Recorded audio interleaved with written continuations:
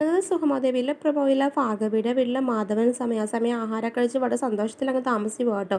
ഇത് ഭാർഗവിക്ക് ഒട്ടും പിടിക്കുന്നില്ല. ഭാർഗവി ഒച്ചയും ബഹളവും വഴക്കൊക്കെ ഉണ്ടാക്കുന്നുണ്ട്. അപ്പം ഗൗരി പറയുന്നുണ്ട്, അമ്മയൊന്ന് സമാധാനപ്പെട്, നമുക്ക് അയാളെ എങ്ങനെയും പുറത്താക്കാമെന്ന് പറയുന്നുണ്ട്. ഇത് കേട്ട് വരുന്ന മാധവൻ പറയും, ഞാൻ ചോദിച്ചതിന് മറുപടി പറയാതെ ഞാൻ ഇവിടുന്ന് പോകുകയല്ല എന്നൊക്കെ പറഞ്ഞ് നിൽക്കുകയാണ്. പിന്നീട് ദേവിക നന്ദുവിനെ വിളിച്ച് പറയുകയാണ്, അച്ഛനെ അവിടുന്ന് എങ്ങനെയും പുറത്താക്കണം, അവർക്ക് ശല്യമാകരുത്. ഇത് കേട്ട് പ്രഭാവതി വരുന്നുണ്ട് കേട്ടോ.